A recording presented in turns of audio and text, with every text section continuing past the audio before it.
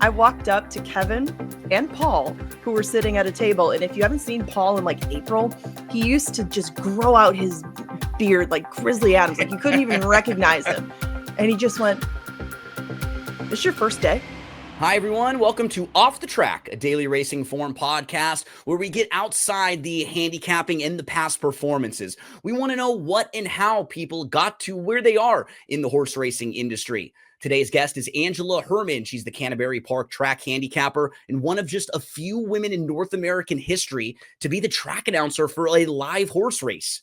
Angela has been with Canterbury Park since 2004, appearing as a host, as an analyst on the shows, and as a fill-in track announcer. Let's chat with Angela Hermann all about her life in horse racing.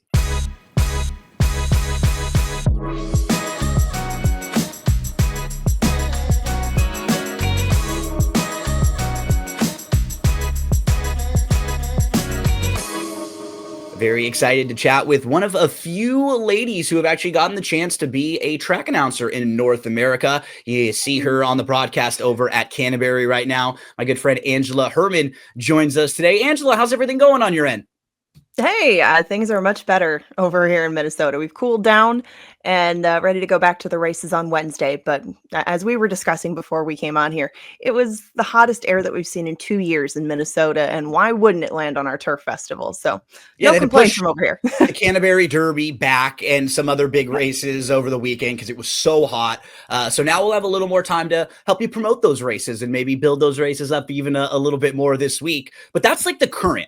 Let's go way back to the beginning and then we'll catch up to the current. I always love talking to people that are fellow gamblers, horse players, fellow racetrack fans. How did you get all into horse racing? How does the itch start for you? Who's the first person that takes you to the track? You're a little girl over in Minnesota. How does it get started?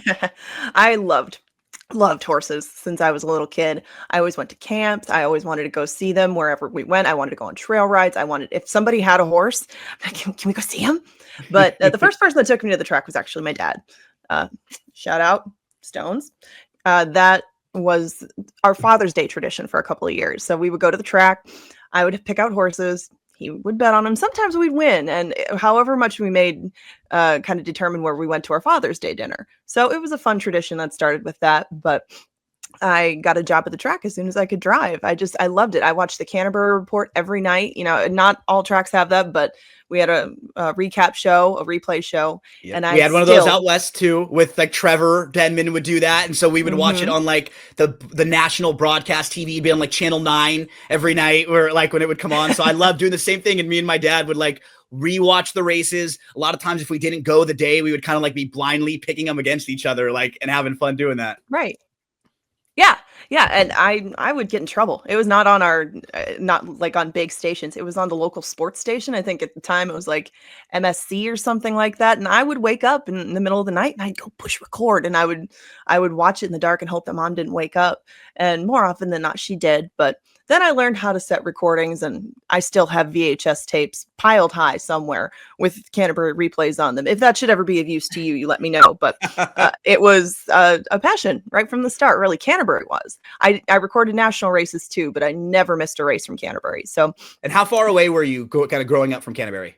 About 20 minutes, half an hour, a similar distance that I am now. I was on the east side of town. I'm an east side person. We have a lot of suburbs in Minnesota. Canterbury's in the west. So a lot of people that grew up in Shakopee in the area of the track were more familiar with it than I was. And it seemed like it was just, you know, when you're a kid, everything seems like it's hours away, but it really was close. So it was an easier drive than I thought when I first got the job there. And I lived far enough away where I could have a separate life, but close enough where I could go to the races whenever I wanted. So it was just a natural fit. I had to get a job there as soon as I could drive. My first job I walked to, and as soon as I got the call from Canterbury that I could go be an usher there, I walked out. I was gone from my first job after about 2.2 microseconds. Did you know anybody there, or were you just like, I need to get a job at the track, I'm going to go do whatever I can over there? I knew nobody. No, I didn't know a soul. I didn't get a referral. No, I didn't even know any of the horsemen. And in our kickoff party, and they still remember this, I walked up to Kevin and Paul, who were sitting at a table. And if you haven't seen Paul in like April, he used to just grow out his beard like Grizzly Adams. Like you couldn't even recognize him. And he just went, "This your first day?" That's Yeah. awesome. Yeah, that's exactly what he said. He goes, okay. And they signed my t-shirt from the Claiming Crown. Actually, Trevor Denman had been here for that one. It was just a lot of stuff that was, I guess, more of an indicator of my future than I thought. But I loved it. I loved it right from the start. And I've known those two since about my first day at the track. So that's track announcer Paul Allen and Kevin Gord. Correct. Yep. Who is still over there. And we see you guys do like, you just have fun, right? You can see it in the broadcast. And that's something I had to talk with you a little bit later. But as we're kind of hitting on it now, that is one thing that I've always really loved about Canterbury. And when I was talking with you years ago, when you would come on TVG and preview some of the races or like the big events, you guys were always willing to take a shot. Like, hey, we're going to have an extreme racing day. We're going to have something fun to get people out of the track. I remember there was somebody like launching on, like dropping from the sky, human cannonball we had on the track, right? Like you had all sorts of different stuff to have fun, try to get people out of the track. And one thing I've always loved about Canterbury, it is a very, very like in Minnesota over in Shakopee, it's one of the real things to do. Like everybody comes out there, they have a lot of fun, especially when you have your evening races, like when it would be Thursday night or Friday night racing, Saturday night, and you guys would have a really good crowd out there. Everybody's having fun. Everybody's got a little bit of an opinion, but there's a real buzz.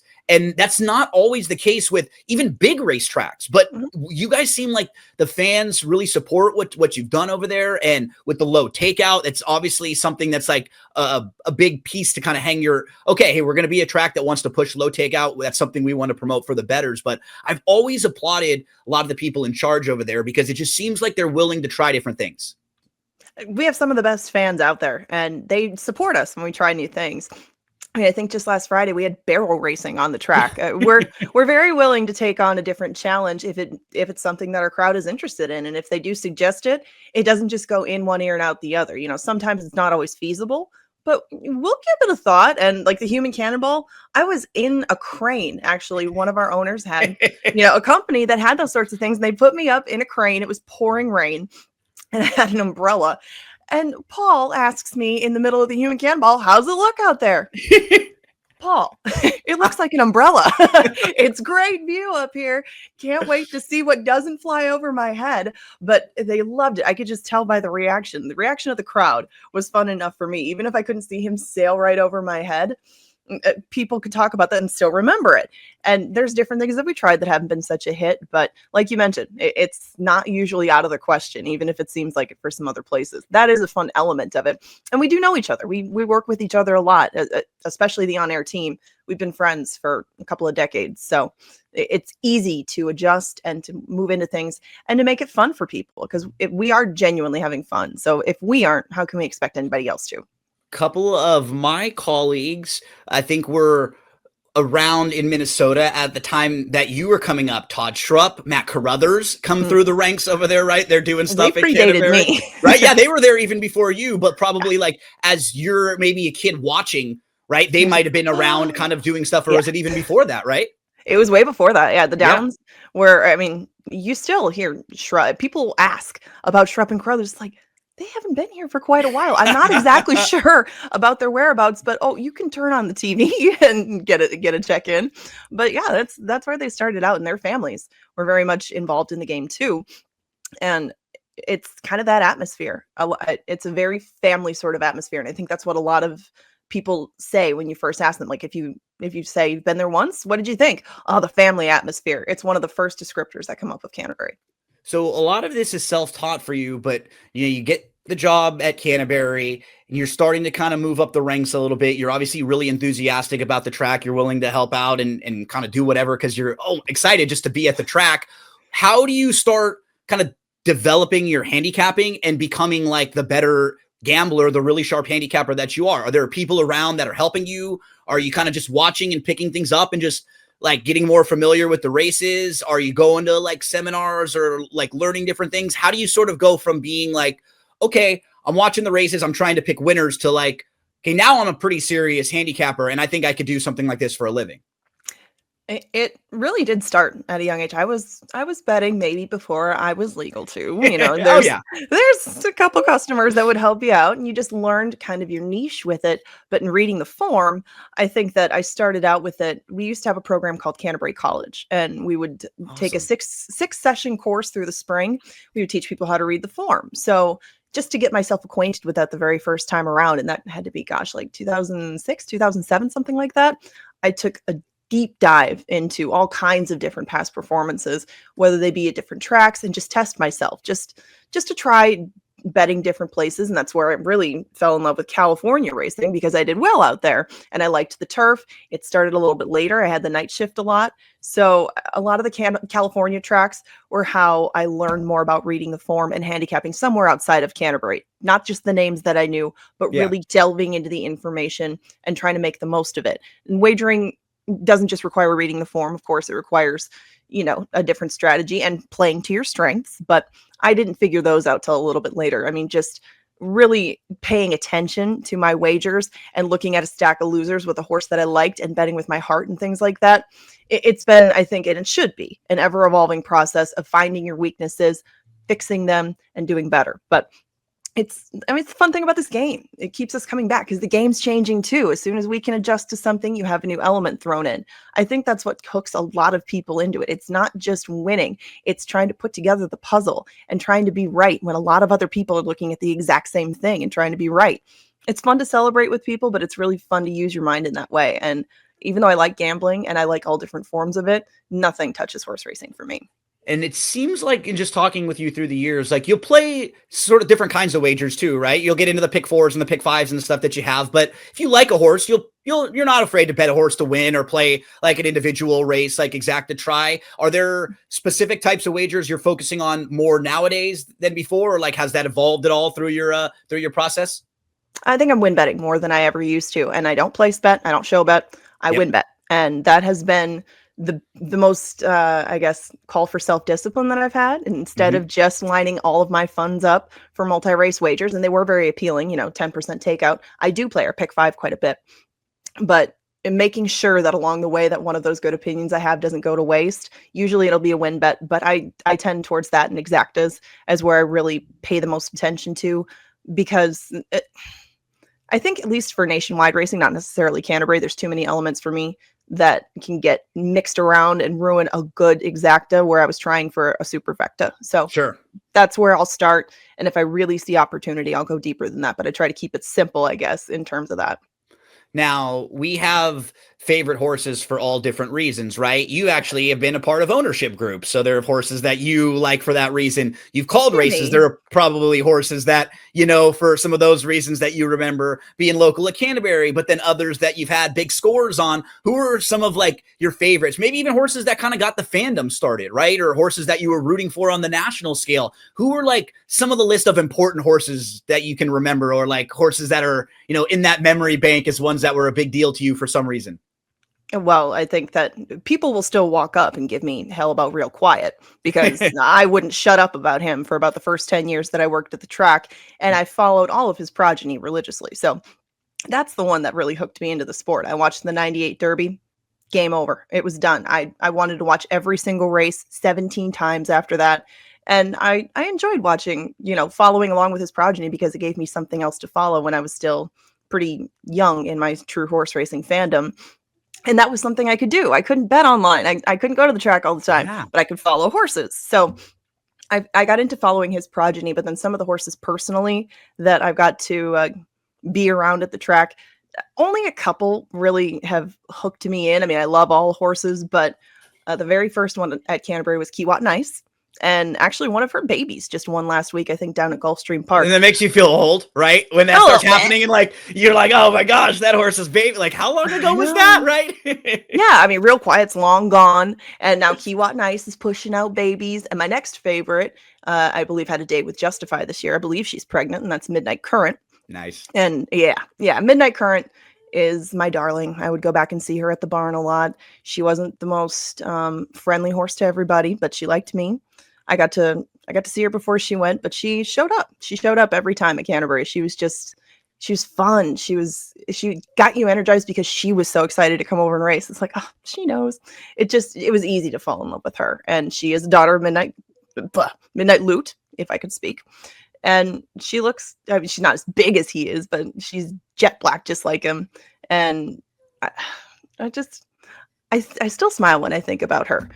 She's one of a few that I've made a lot of money on very consistently.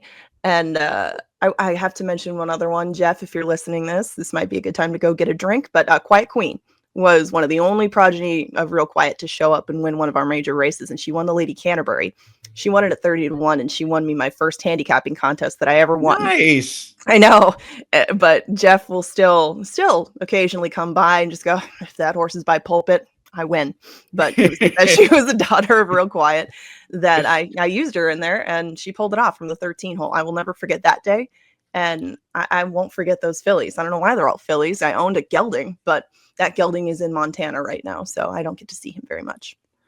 So you're getting, you're engrossed in the gambling aspect of it, and you're watching replays and you're doing stuff. When at some point does hey, I'd like to call a race, or I think I can do this, or maybe they need help sometime. Like, how does that happen to get you to start calling races? We've heard you fill in for Paul, and then you end up to the point where you're calling, a full card. How does that part of your life and, that it's a completely different skill set, right? I mean, gambling, handicapping on the races, totally different than calling a race, processing that. But one thing that you do, you process information very quick. You're like quick-witted. You've got a fun sense of humor. You're sharp. And that is a skill set that you need when you're calling the races too, because you have to process that information quickly as it's all happening split second. When do you start kind of thinking about doing that or practicing doing that? Or when do you start wanting to be a track announcer a little at that point?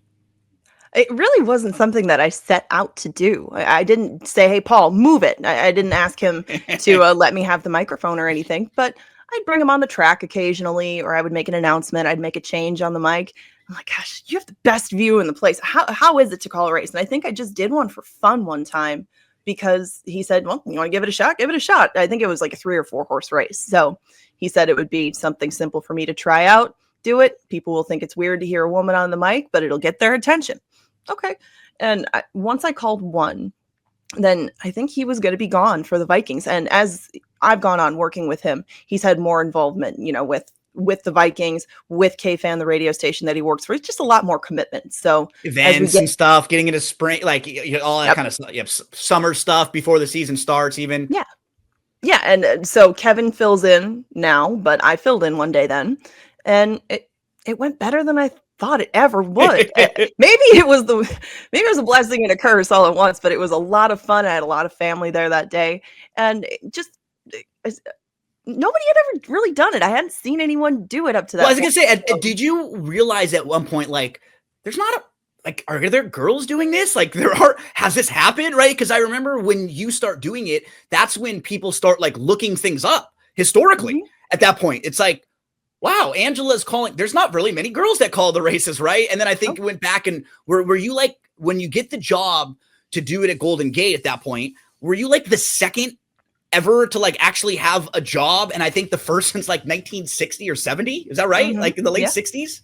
I believe she was at Birmingham Racecourse, and that was it. And it really didn't stick through history very well, at least for me. I had not heard of her until then. No, and I didn't. Still a great honor. Yeah.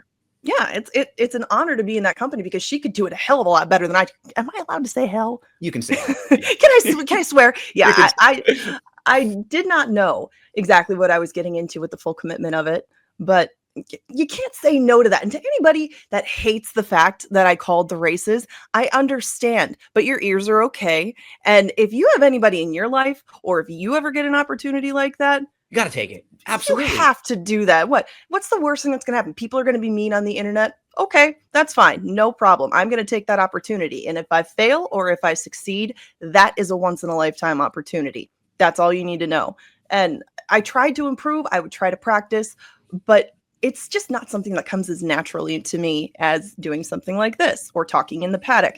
It just took me a lot more work. And by the time I had traveled back and forth, because I did not live in California. That's another thing too, right? Maybe it's different if you're at Canterbury and it's a situation where like Paul's gone for a while and you know that and you're filling in and you're in the home spot with a lot of the horses, you know, and you're not because I think the traveling on top of like new job that you haven't really done full time, then you got to travel across the country in a brand new place. Like that's a lot being thrown at you all at once. Well, and I did not prepare myself for such a thing. It's not like anybody pulled the rug on me and said, you're going to have to travel a lot. Well, yeah, I knew that. And I knew that whether I stayed there or whether I stayed here, it was going to be expensive. It was going to be stressful. I just didn't prepare myself well enough for that because I just genuinely didn't get the scope of it. It was flattering. It was exciting. It was a great experience, but it is one that I would definitely prepare for differently in the future. And I would take it, but I would do things a little bit differently in some respects. And who knows where my life would have gone. I have no regrets over how that went, how it ended. I wish that it would have ended differently, but eventually I would not have been a race caller. So it's okay. I have found my way back to where I can be a strength in horse racing, and I hope to try different roles. It's just that trying that one didn't work. Big deal. We all do that sort of thing in life. It's just that sometimes it's on a bigger stage than another. And, I've screwed up a lot. I'm a klutz. Do you know how many times I have banged up my own legs just falling or things like that? But nobody knows that because they don't see that on TV. Yeah, there's a lot of things that I am not that great at, but race calling was one that I couldn't pass up regardless of my level of ability versus the demands of the job. I don't regret it, and I won't.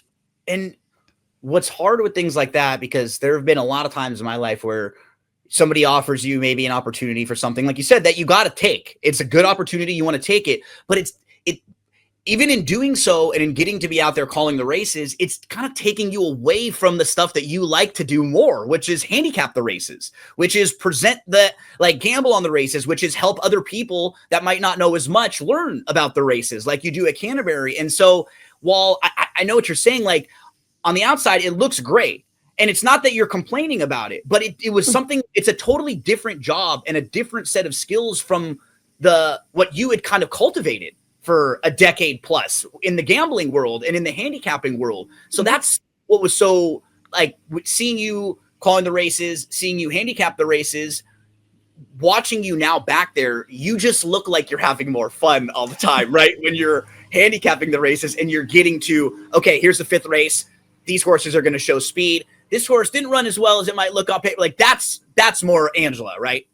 Yeah, and it's just what comes to me a little bit more naturally. I would have to have a lot more preparation time if I ever wanted to go back to calling races. I think I could do it, but as you know, we are blessed with a certain amount of natural talents. Every person is. That's just not one of mine. But there's only so many ways you can find out, and there's only so many track announcers through the country.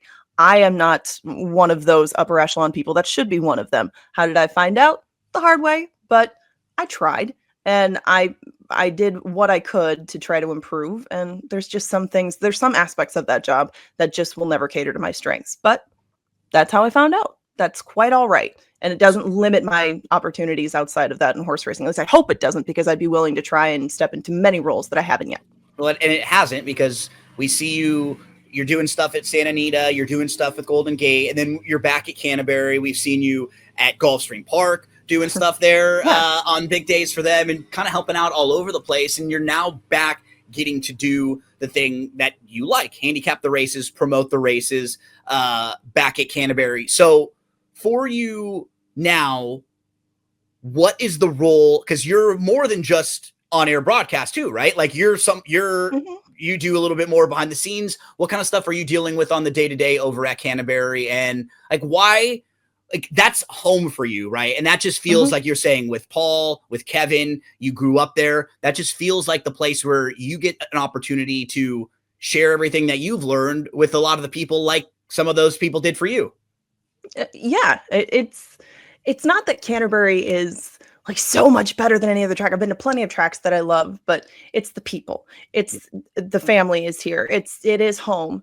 And it's a place that I have developed a love for the different people that do come and go. It's a different sort of set than like when I was at Santa Anita. Those people stay together pretty much all year when they're going through the different California tracks. Yep. They know each other. They have history with each other. It's the same thing on the East Coast sometimes. I mean, they will take a similar pattern. Those people get to know each other. Canterbury's not like that. It brings together so many different people, and they come from many different tracks, and they're not together all year. So you just get to have a big summer get together essentially with people that you haven't seen in a while. And that makes it unique for me. And that makes it fun. I love the summer, and I don't need to have a bunch of people up in January and just say, oh, so we're going to hang out. No, we're going to all get together in May and we're going to have a hell of a summer together. And we do year after year after year. I mean, there's hiccups along the way, but I just can't pick out any summer that really matches up to some of the summers that I've had at Canterbury. As much fun as they've been, those stick in my mind. And the support system, everything else that you mentioned, I think would apply to a lot of people when they get to their place that they love. And I love Minnesota for a lot of reasons. I don't like Minnesota for a lot of reasons, but Canterbury is at the top of the reasons, or top of the list of reasons I love it. And that had to be a hard decision for you. I mean, you come out, you're in California, you're out here, and like you said, you get an opportunity, but that's one of the things that you got to make a decision. And instead of maybe saying, okay, I'm going to continue to go through this for longer, you just said, you know what? I'm going to be better in a different spot. And this is going to be better overall. And that's something that's really hard to do, because a lot of people might have stuck in that spot and gone through it for another 5 years or however long, and you wouldn't have been happy. That's the key. Like, you yourself would have been like not as much of yourself, little by little by little. Just had a talk with Jason Bean. We were talking about how, like, in racing, there aren't very many opportunities, right? Because there's not all sorts of these different jobs all over the place, and you're never sure when you're going to get them. And so after that's a difficult decision to make. And I really applaud you for doing that, because I just don't think a lot of people would do that. I think people would sit there, maybe would struggle, or maybe take on a role that they weren't as comfortable with. And like when you're working that out, right? Was there like a moment, was there something, or when you just said, you know what, like, this isn't for me. This really isn't for me. I got to go back home, or I need to kind of clear my head and maybe see if I'm going to go in a different direction. Because that's, like, I had a similar with that. You know, I'm working in a place I thought I was going to be working my whole life. And then it just got to a point where it's like, I got to make this change. I don't want to do this anymore. Do you remember like the day or the moments when you're like, I can't do this. I'm going to go, I'm going to get out of it. Or was there one thing, or just kind of like a adding up of different things? It was a lot of different things. I think I would compare it to maybe don't meet your heroes. Maybe don't get your dream job before you're ready for it, because no matter how good the job is and no matter how surreal it seems walking through there, if you go home at night and you feel sick and you feel stressed out and you can't handle even eating without just having anxiety about it, about what am I going to do tomorrow, anything like that, just it's not fun for you. No. And there's just, like you said, so many jobs. And if I'm not set for that, and I'm not going to be the best thing that track possibly needs, then I will find a position where I am. And I work in Canterbury in mutuals. I've worked in guest services. I mean, you started as an usher. I did start as an usher. There's a lot of things that I can do, and just being honest with myself and saying that this might not be the thing for me, at least at this juncture in my life. Then that's not only doing myself a service, but it's doing my employer a service by putting somebody in that position that could really excel in it and could do it at that time. I don't think at that time I was well equipped for just about anything. I mean, I've grown a lot since then. That was 9 years ago. Right? You learn things. A lot's changed. Like you said, you might have done things a little differently. Maybe you try something different, but nonetheless, like, we all learned, and it would have been a completely different thing for you 5 years from now or 5 years before that. But as we've seen, and as you're pointing out, I mean, Jessica's calling the races right now. There aren't a lot of women, even now, she's the only other woman that's gotten like a full-time job. I think Dawn Lupel, right, was up at like Woodbine, and she did some of the harness racing there too. And she filled in a couple different times. She did a really nice job, but I wonder why, because I guess it's just still like, we're still behind the times in that. And maybe it's just that it's a job where there aren't as many opportunities, because we're seeing a lot more girls, like really good handicappers on air, on broadcasts, right? Like, that is something that started to break through a lot more over the last 10 or 15 years. Do you have any reason, like, do you wonder why, or is it like, I'm kind of curious now that we talk about it and it's more of a topic, that we haven't had a few more women through the years that have like gotten jobs for a meets or tried it out a few different times? Take a look at some of the comments sections sometimes, and that's going to drive away a certain part of people. No, you're right. It's brutal. It's absolutely brutal. there wasn't a reason for me necessarily. I barely read them anyway, but it does get a little intimidating when you see sometimes when it's not even about the race call, if it's just about that It she's gets a woman. personal, Yeah, right? if it's That's just the that she's part. a woman, Hey, then she missed that the would drive a call. certain amount That's away. one thing, right? If you're going to if someone's going to critique you about like you gave out bad information on the air, you said a wrong name, you know what? I did that. But when it's the personal stuff, that's when it's like that's unnecessary. And that's something you've dealt with. And people, when you're on air, I can't tell you how many times I've been told to jump off a bridge. You know what I mean? Like, I got told to jump off the Golden Gate Bridge, and my mom saw it. Yeah.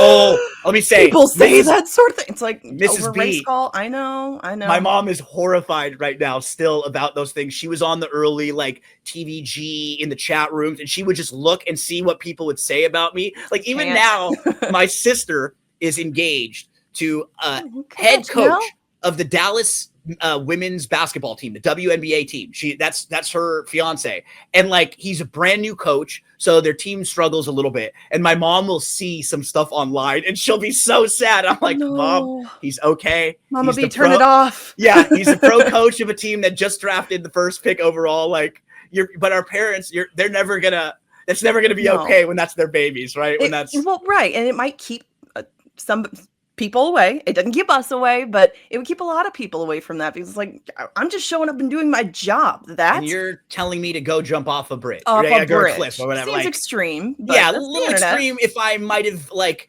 missed the two sneaking up the inside, but or like I called the horse a tad late. But it is something that I'm curious moving forward if we'll have now more girls that maybe saw Jessica, younger girls, saw Dawn that said, hey, you know what? This is something I'm going to try to practice and I can get a little bit better and maybe I can get some opportunities in doing that. You never really know, but it's nice to at least see people getting some opportunities now that for a lot of my life, they weren't even getting opportunities. Like we weren't even hearing female voices call races at all, period. So Angela, now back at Canterbury, and as you guys continue to race, one of the biggest things that we kind of look to Canterbury for is the low takeout. And that's something that it makes it really easy to promote Canterbury as a track for someone like me who works different places and likes to play Canterbury on the weekends, especially on the big days when you guys have really good turf racing and turf stakes races. But what is really solid is you were just talking about, like, as horse players, we like to complain a lot about everything, about the rides we got, about the track announcers, about the takeout, about anything we can possibly complain about. And one of those things is takeout. But for the players that maybe are listening to this that didn't know you as well, or maybe they don't play Canterbury all that often, when you're looking around for a track, they have grass racing and dirt racing. As you pointed out, horses coming from all over the place. That's what makes it really challenging to handicap. I think in the Canterbury Derby that was scheduled initially to run, there were 7 horses in the field coming from 5 different tracks in that one race. And you've got all these horses all over the place. And what makes it fun as a bettor, you would know that you're going to get a 10% takeout pick 5, and your wagers are going to pay you back a little bit more. 5-1 is 5-1 if you're talking about in the Kentucky Derby, or if you're talking about any level of racing. You guys at Canterbury want to do your best to at least give the fans the experience on track and off track that they're getting more of their money back. So I think for the way that Canterbury tries to put on the show, I think you guys are always like really moving in the right direction because it's about the fan experience on track and off track. It's going to talk to us a little bit about that and that philosophy of like, hey, let's build around something that we know people will kind of remember us for. And that's a low takeout thing. It's just one of the first topics that's come up at any meeting before we come to live when we talk about mutuals, especially. And I've been in a lot of those meetings where stuff has changed and sometimes fight for the contrary. But the 10% takeout pick 5 is really what we try to anchor that menu around, because it's also been moved in different parts of the card. And now it's going to stay in race 2 because sometimes we have some issues with it. We can't move it later in the card if we want to keep turf races in it. We don't have lights on our turf course. So in order to keep a healthy number of turf races in it, we don't have the quarter horses in it, and to make it at a decent time, because, we start at 5, maybe it's a little early on the West Coast, we started at race 2.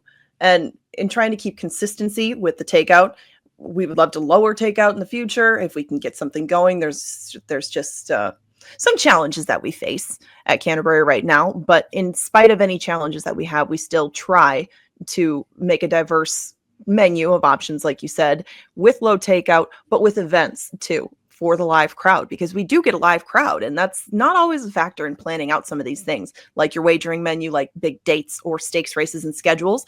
But it has to be a factor because we do get so many people out to the track, and we want to continue to grow that business. And so we do concerts, we do 10% Takeout. We try to do recommended wagers. We've been trying to focus more on that this year because some of our newer patrons they see pick five, pick five, pick five. And although we try to push that and that gains some national traction, we've had great pools with it and great payouts. I think last Wednesday it was like over $40,000 with just a couple of winners. It always creates a challenge to try something new, to try something that isn't stale.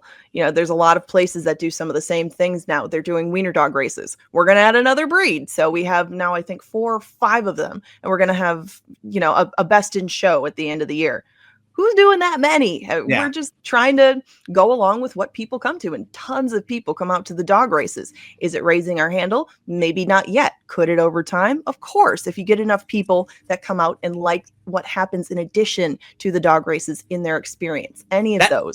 The addition is really always what's key, right? You're not just getting people out there for that. It's in addition to the low Takeout. You're Correct. Getting them out there, and then you've got the stuff for the gamblers as well. So it's the both. It's the combo, which has been like really helpful, and I think it just makes it easy to promote. Hey, Canterbury's got a big sequence this week. They've got some big races. Let's look at the pick 5. It's 10% Takeout. You're going to get more money back playing that sequence than you will anywhere else in North America when you play that same exact pick 5 sequence. Precisely. Yeah, and here's where was I going with this? Go ahead. Yeah, so I lost my train of thought. Yeah, no worries. And if we get back there, we'll just lead us back in that direction. So Canterbury is home for you. You've been to Santa Anita, you've been to Golden Gate, you've been down to Gulfstream Park. Give us like some of the tracks that you absolutely love, that you're awed by, like some on the favorite list, and then maybe one that's on the bucket list that you've never been to. Yes, this one I did think about. I have 2 that are on the bucket list, but my favorite trip has been Del Mar. My favorite track is Del Mar. Awesome. I love. Well, I'm a water gal, Minnesota, you kind of have to be. So going and seeing all of it just for the first time, and going to the Brig and going all around town, and just you feel like you're not just on a vacation. You feel like you've almost gone to a different planet, at least from Minnesota. Right? Is so different from like a racetrack vibe too. Right. Like it just, it feels so different from Minnesota. And I loved it. I loved every second of it. And I can't wait to go back. But let's see. I had a lot of fun at Saratoga. I actually just went there for the first time a couple of years ago. And fingers crossed. I think I'm making a trip this summer. This will be my first. I've never been to Toga. So let me know. Yeah. That'll be a bucket list one for me. It's a lot. It's a lot to take in, but it's kind of the same thing. It's not just the track, that's the experience. I guess that's different for me too, because for a while, and this is changing now, Canterbury just didn't have anything around it. I mean, immediately surrounding it. Now we have restaurants going up. We got a bar pop up there. We got on the boardwalk, right on the turn. None of that was there. And that's some of the appeal for some different tracks that I've gone to, because there's so much stuff you can just walk to. It's a part of the community and it's a part of the neighborhood. And it's getting there with some of these projects that are going up around Canterbury, but it's all just starting. So it's going to look a lot different in about 5 or 10 years. But we have the amphitheater next door. It's going to be a whole new Shakopee, and one that I never would have thought that in 2004 when I first drove up for the first time. There's going to be all this, but you have to. And that's another part of moving with the times with it at Canterbury. I can't say enough nice things about it. I love that place. So I think when I was sitting in a pre-show meeting, a producer came up to me. This was probably like 2011, and said, "Hey, we're going to be covering Canterbury tonight. This girl is going to come on and talk with you. And like, here's her social media, whatever." And I click, and the first picture I see is you and Adrien Peterson. Oh, yeah. I was like, oh my gosh, like how cool. So we know you're a Vikings fan. What are some of the stuff that you're doing, like when you're not at the track? You're obviously working a lot, you're there a lot, but what's some of the stuff you're doing when you're not at the track having fun? Going to NFL mini camps, I guess, whenever I can. No. It used to be a thing to go down to Mankato. I'd actually go with Paul. And now their practice facility is just down the road. I haven't actually been in there yet, but I'm a big sports fan, and most of the local sports are my teams. The Wolves, Wild.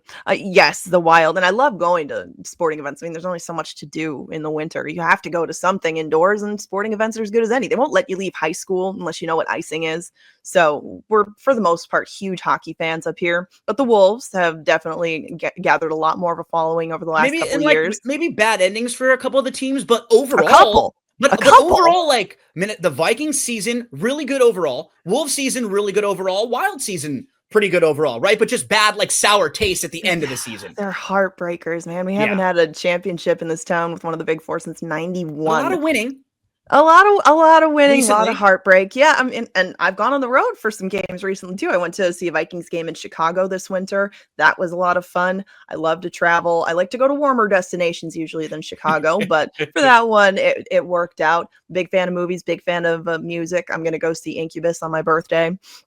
I just try to do as much as I can, especially in the summer. The summer is my favorite time. It's when we all escape the house and make sure that we do something every day if possible, because we know it's only a matter of time before we're shut back into our houses with a foot of snow. But I think that would top my list. It's, I mean, pretty normal set of activities. I'm not a very artistic person for the most part, so I'm not very creative in that sense. I don't have any of those kind of hobbies. I think sports is really where a lot of my free time lies. Probably too much of it, but I can't get enough. I love it. I'm gonna go to a Twins game soon enough, and I just wish that one of these days they could bring one home.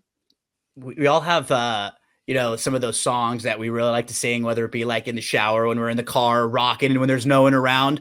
You have Dig, 800 of those. I was gonna say I have 100, but Dig from Incubus is one where I'm like thinking that I'm way better singing that song than I am. I'll get really into it. I can remember with my buddies like being at the moment when that was out. So I hope that you'll be rocking out to Dig, no doubt about it. Yeah, That's on you the didn't just short sing list it, for you me. shouted Yeah, it. I was screaming it, no doubt about it.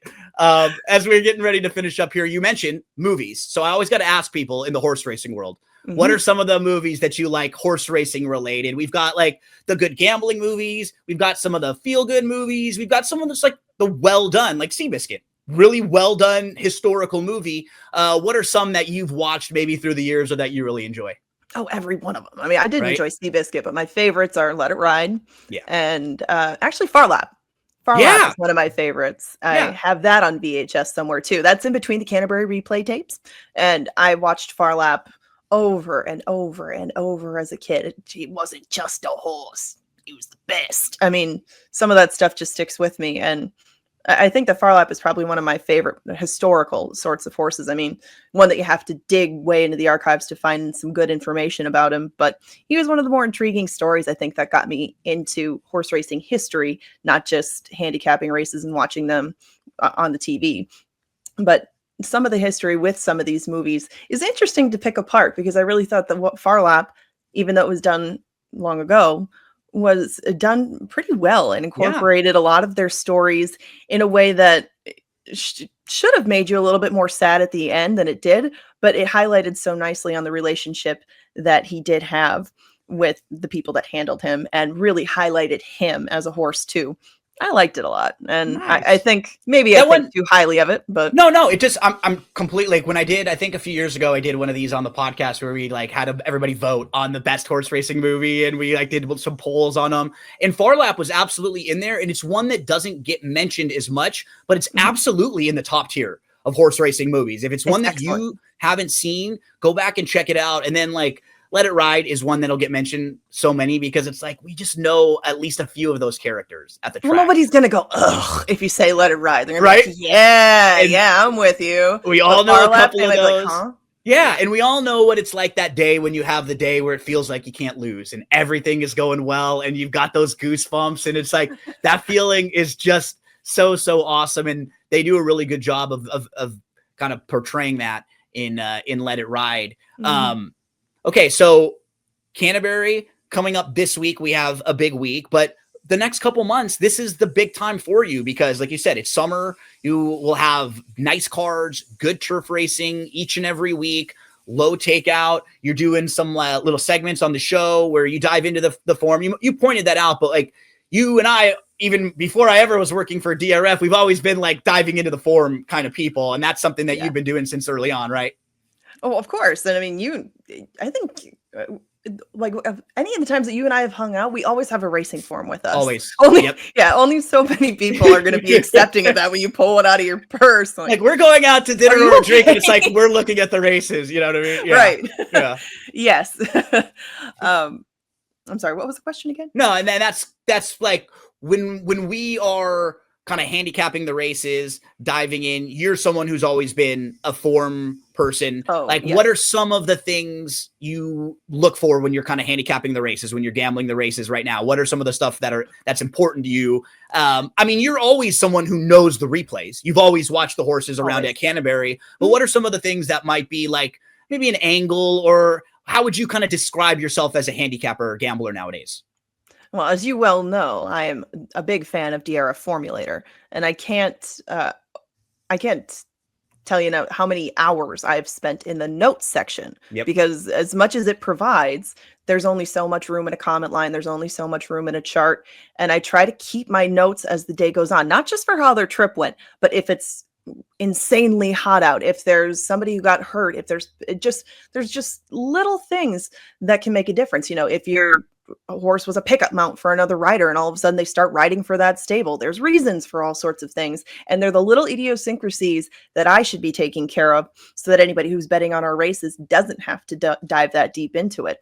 It's like any of our roles. We need to try to do the work for everybody else. They're going to do the work themselves, but for the people who show up, especially at Canterbury, that's what I was going to get to earlier. Canterbury is still introducing horse racing to a lot of Minnesotans because Canterbury's only been around since the mid 80s. Yeah, that still was new. the Downs days. It's not steeped in history in Minnesota. It's generations of families whose grandparents all took them to the kids years back, right? It's the first and second generation of people now. Yep. And even though there was, there's racing at the state fair, there's racetracks and drivable distance, Prairie Meadows and things like that, but it's still fairly new. You get so many people coming out for the first time. So for me to take it and say, well, have you looked at a racing form before? Well, that's a lot for a first timer. So when you just try to take that and simplify it and then garner their interest in it, that's what Canterbury College was so good for. There's a lot of things that we still need to do to teach some people who just aren't as familiar with it because it hasn't been a part of their lives. And if we can make it a part of that and make it a routine, then that goes to the next generation. That's how you do get generational fans. But we're still getting there. And I hope that the team that we have in place and that all of the people that we have at Canterbury do stick around because we're continually trying to improve it, change it, work with other tracks. And that's something that we can achieve as a core as we keep on sticking together and moving forward, that being our employment, but especially the fans too. Stick with us because we are trying to always make it better. Yeah. And honestly, half of it is just making that a point, right? Even talking about it out in the open. Hey, what we want to do is we want to make it easier for people. We want to bring new fans in. We want to make sure that the experience is the best. It sounds simple, but those conversations aren't always being had in the rooms with the people that need to be having them. So the fact that you guys are just talking about those things out in the open and saying that's what you want, as a customer, as a fan, I can go, you know what? I'm going to play those races because I know those people are trying to do what's right. They're making efforts. They're going to, I feel like they're going to take care of me with whatever happens. Right. And that's what I want as a gambler with my money. Because there are some other places where I'm playing and I don't like some of the decisions that they've made, or it doesn't feel as friendly, or the takeout keeps going up and it's 22 and 24 and 25 instead of going down the other way. That's just not something I want to be doing anymore right now. I want to be a little bit more efficient with the way I spend my money and where I bet my money. And Canterbury is a place where I don't ever feel like I've lost before I bet. Right. And at a lot of tracks you do, because you're like, you've already raked over the coals before you've even put your pick 4 or your pick 5 ticket in. And that is certainly not the case over there. Angela, I think we've got through most of what I was going to hit. And what's so cool is forever, you're going to get to be known as one of the few women who actually was an announcer, called races. But in doing that, it was like a fun, something that you'll always look back on as experience. But before and afterwards, you got to do what you really always wanted to do. And that's be someone who handicaps the races, analyzes the races, be a broadcaster, help other people. So I've always loved the 10, 15 years that I've gotten to know you, because I've gotten to see you from Canterbury, kind of make the trip, travel, take a shot at something. You know what? That wasn't for me. Let's come back and do what I do well. And let's make sure Canterbury can be as successful as possible. It's kind of the Cliff Notes version, right? I suppose. Yeah. Well, we kind of have followed the same pattern, haven't we? Just lots of ups and downs, and we just keep showing up. Here we are. It's too fun of a game, and we want it to thrive. So I think that you and I come from a very similar perspective on what we want to do with all of this. And regardless of whether we personally win or lose, it's about the sport and about doing what we can to get back in there and try to get another win. And I got to thank you for playing and being such a big supporter of Canterbury, giving me the time to come and talk with you whenever. And anybody who does play Canterbury, because that's another thing that does not get put out there enough. Thank you. Thank you so much for being a supporter of everything at Canterbury, whether you're we're nothing without any of you. We're not here talking races without all the people playing the races. Right. So if I haven't said it to you personally, or you haven't heard me ever say it, thank you. Thank you so very much for being a part of Canterbury and all of the success that we've had up to this point, because it really wouldn't be possible. Angela, give us your schedule right now. When are we going to be watching Canterbury over the next couple months? Well, we are going to be getting back to Saturdays, Sundays, and Wednesdays. We are going to be adding July 2nd in these cancellations that we had the last couple of weeks. 3 of those stakes races are going to be coming back this weekend, like you alluded to. Maybe you and I can talk a little bit more about that. Yeah. And we are going to be adding Thursdays in July as well, because we are going to be running through the 2nd through the 5th. Try to forget about that day. But then the next week, we go back and add the Thursday, and then we add those through the beginning of August, because we take a week-long break for a rodeo in the middle of July. It tends to be a really hot time there. Sometimes towards the middle of the season, it's just in need of a break. So we take a halftime, have the rodeo. It was really, really popular, so I'm hoping it gains even more traction this year. It was fun. I kept on getting videos of it, because actually Kevin and I were in Saratoga for the beginning of it. And we kept on getting videos and pictures and stuff. And even in the middle of Saratoga, it's like, damn, that looks fun. Yeah. We kind of wanted to check it out. So I'm going to be here this year for it. And then we go back to our normal schedule, and then we'll go through September. But it's going to be very much the busiest part of the schedule, the meat of the schedule coming up in July. And the fireworks, the rodeo, the extra day of racing, it's quite jam-packed. So if you haven't taken a look at it, you'll have opportunity in July for sure. Well, we wish you the best of luck. We hope it's an awesome meet. We'll definitely get you on a few times over the next couple months to look at some of those big cards. We'll dive into the PPs, and we'll see if we can lead some folks in the right direction. We'll be playing Canterbury. We'll be following along with you. Thank you so much for your time. We really appreciate it. And I will say, one of few people that we all, as horse racing fans and as horse players, we all have egos, but like one of a few people, if I was looking real quick and going to put in a race, put in a bet, and I hadn't done a whole lot of analysis, I would absolutely listen to what she's saying and bet on a horse blindly based on the analysis. Because I can promise you, in having a lot of conversations with Angela through the years, she puts in the work. She knows everything that's going on at Canterbury or any track that she's going to be talking about those races with you. If it's Gulfstream, if it's Monmouth, sometimes we've looked at, if it's whatever sequence, she's always definitely done the work. So Angela, thank you so much for giving us like about an hour of your time. And hopefully we'll get a chance to talk to you again real soon, and we'll be diving into a race card next time. Well, thank you for your kind words, and thank everybody for listening, and we will definitely chat again soon. Thanks so much, everyone. Make sure to subscribe to the YouTube channel below. We'll finish up with our outro here, and we'll get you all ready for our next conversation. Thanks so much to Angela Hermann for joining us. Thanks so much for tuning in to Off the Track Podcast. Make sure to subscribe anywhere that you're listening. We'll be back next week with a new episode.